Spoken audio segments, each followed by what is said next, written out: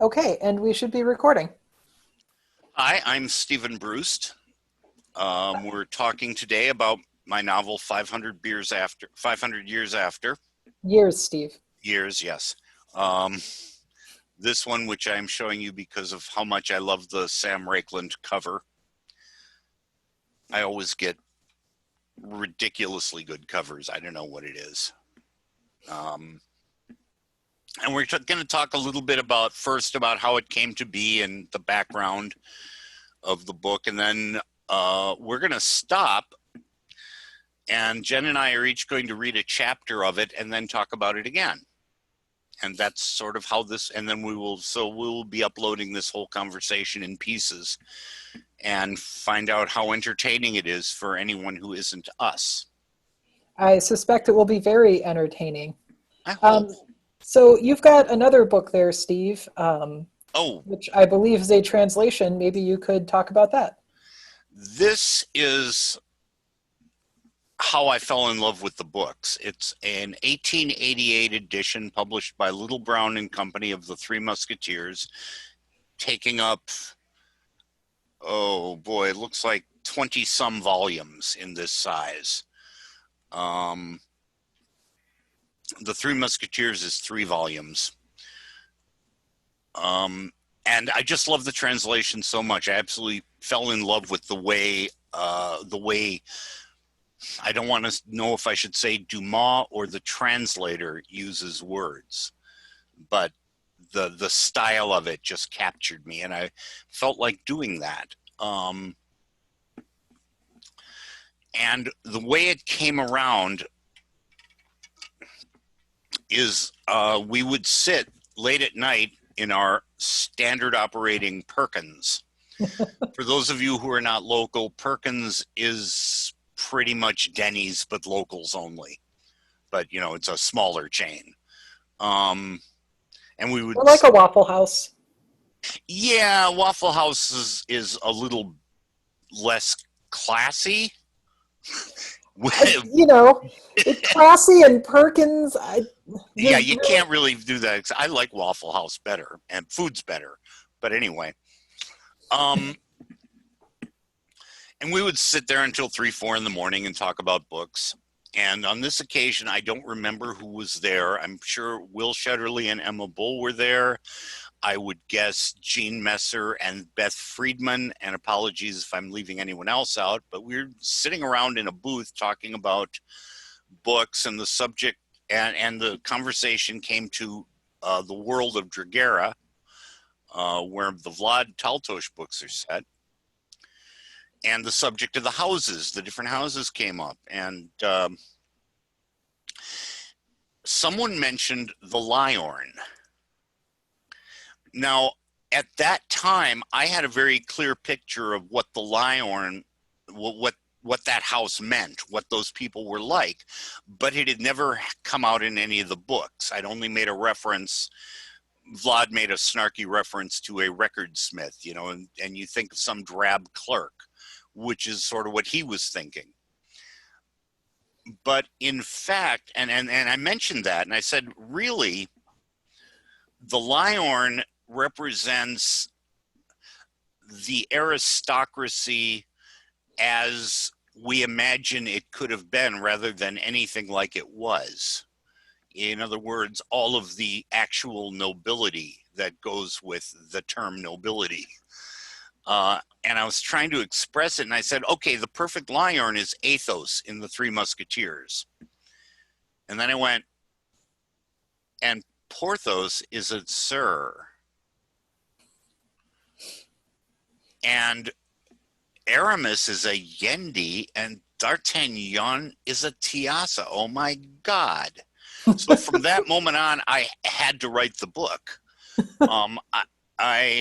And of course I had to try my best to capture the style that I loved, or what was the point. I love that style. Yay. I know not everyone does, but not everyone does, and I respect it if you don't. I have a friend named James Taylor who screams loudly every time we start in on it, and it was great pleasure forcing him to sit in a hot tub while we read to him. But but yeah, it's not for everybody. Fun times. The good times. But yeah, it's certainly not for everybody. But for those those who like it, hey, I'm one of you. So yeah, I Those who wrote don't like it, if this goes well over the next, what is it? I think 974 videos should probably get us through this book. And then we can move on to something that's Stephen Bruce narrated instead of Parfy yeah. narration. So the just, I mean, I wrote the Phoenix Guards in a flurry of just giggling. I was just having so much fun. There's a couple of chapters in there. It became 2 chapters. It was originally one of their first patrol, meeting with the captain and their first patrol, that was the most sustained period of inspiration I've ever had, in the sense of it just wrote itself in one huge long flurry, and I was reading it on the screen going, hey, oh, that's good. I didn't expect that. It was wonderful. All right. So to my amazement, other people liked the book enough that I felt justified writing another. And since the sequel to The Three Musketeers is 20 years after, 500 years after was obviously going to be it.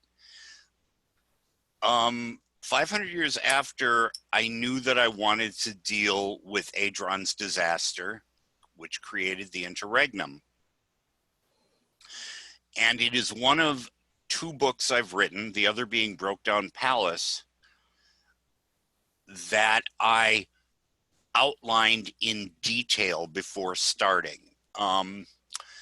At the time, I was dating a lovely, wonderful woman named Liz Cooper, and she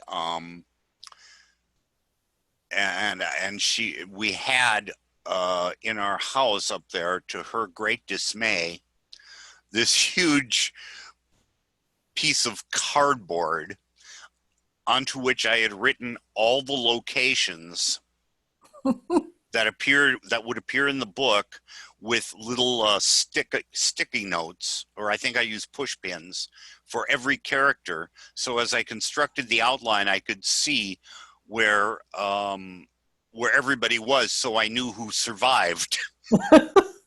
And did you have red string going between them? Was this like a full murder board, or just... I should have thought of red string. Oh, that would have been perfect. Oh, Damn, I man. didn't think of it. Well, next time. Next time. But anyway, yeah, that was it was very intensely outlined. And it's interesting that you talk about how these ones are outlined, because, they're sort of based on an existing outline. I mean, one could say that all of these Dumas pastiches are outlined in a way. Oh, you're right. I hadn't even thought of that. Yeah. I guess with Phoenix Guards, the reason I didn't need a detailed outline is then I was more directly referencing the books. And I would, say, okay, well, at this point in the Three Musketeers, they lose someone in the party, so I'm going to have them gain someone in the party and stuff.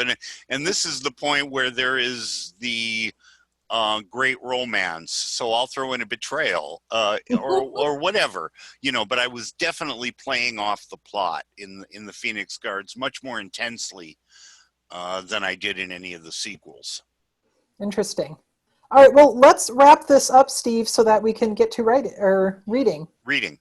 Okay. That's the thing. So let's see. When we read, are we going to read the preface? Let's do the front matter and the first chapter all in one. Sounds good. So that will be it for now. We're going to post this, and hope you like it and stay with us. Thank you. All right. Thanks. Bye.